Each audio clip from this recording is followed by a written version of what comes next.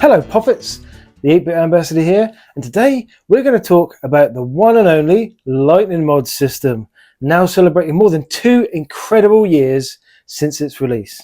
With the shiny new version 2.7 update, which now adds a handful of new systems, tons of games, and all the polish we've come to expect from these releases, I thought it would be the perfect time to look back on my experience with the Elite V2 console and what it's really like to live with. Now, some people proudly wear the retro gamer badge, others are all in on the cutting edge graphics of the modern consoles and computers. And then there's folks like me, who just call themselves gamers. I love it all. I've had my fair share of multi-system emulation devices before though. Raspberry Pi setups, Odroid builds, modded consoles, you name it. I even had a go at creating my own systems. And while they all looked exciting on paper, in reality, a lot of them just didn't hold up. These systems would overpromise and underdeliver, or they'd suffer from serious reliability issues. And as a gamer, you know there is nothing more frustrating than trying to fire up a treasured old game and it just fails to run, or it's janky when you try and play it. Anyway, there was always some sort of niggle that would sap the fun out of the experience. I'd end up frustrated, and those systems would just wind up shoved in a drawer, just left gathering dust somewhere. So when I finally picked up the Lightning Modz V2 console, I didn't expect much more than a decent retro game experience. It was much more expensive than the other systems I'd had, but I was cautiously optimistic, having done my homework, and it looked really solid. And I thought the extra money would give a better experience overall. Obviously had so much more power than the other systems, easy enough to run your usual suspect 8-bit, 16-bit classics, PlayStation was on there, Dreamcast, all those things. But then something clicked when I turned it on. This wasn't just another emulation box. This was a polished experience. Time and effort had actually been spent in crafting a system and getting rid of all those bugs and the failures to launch and all that stuff.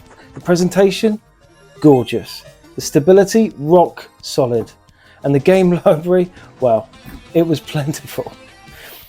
Oh, let's not forget the crown jewel as well. This is the thing that really made me open my eyes, was the flawless Sega Saturn emulation, a rare feat that set it apart from the pack. It was clear this wasn't just some cash grab slapped together with ROM dumps. This was a labour of love, meticulously crafted by people who genuinely care about gaming. Honestly, the V2 didn't just meet my expectations, it shattered them.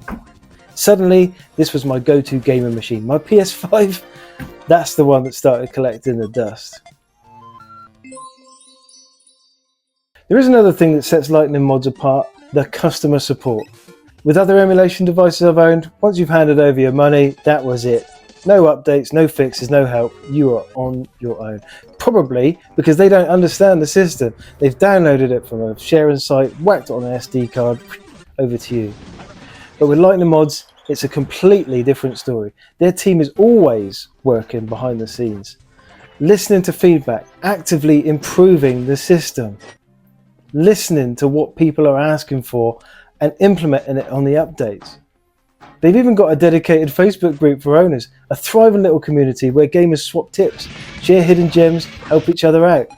This isn't just a product though, this is a network for retro gamers and people with a passion for this thing. Now let's talk about what I think is the real secret to Lightning Modz longevity. It's the regular updates. When I first bought this system, I never imagined that there'd be this level of post-launch support. I didn't expect any updates whatsoever. But here we are, 2 years later, and now we're on version 2.7. The updates keep rolling in. Every few months, there's an update of some kind, of various, sometimes it's a huge one, sometimes it's a little one, but they keep on coming. Every update brings something new, fresh games, improved systems, user-generated request tweaks. These aren't just bug fixes, they are genuine upgrades that keep the experience feeling fresh and alive. This is a living console. It's not just a console that sits there doing the same thing day after day. It's more like a live service, constantly evolving, expanding, and still surprising me. Just when you think you've seen everything it can deliver, comes another feature or another game that blows your socks off. that you never thought would be running on a retro console.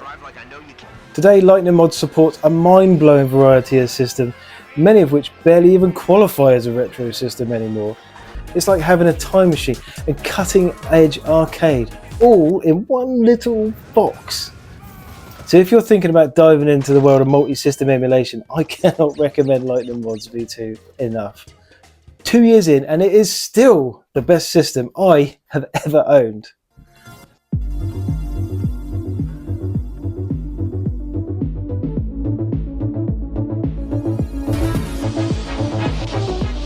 Dragon's Lair, Time Warp.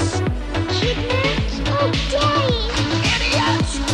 Spirited away to a wrinkle in time by the evil wizard Mordrop.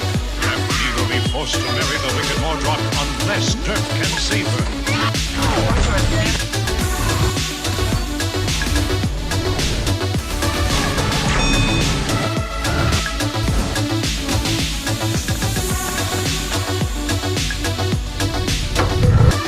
So what's your experience been like with these multi-arcade systems? I bet everybody watching this has had some cheap piece of crud that has ended up disappointing them, which is probably what's brought you to search for alternatives such as this. I think you can buy this one with confidence. After 2 years, my opinion has only improved about Lightning Modz V2. So I think it's probably time to get involved if you're not already. This is the 8-Bit Ambassador signing off. Until next time, stay pixel perfect.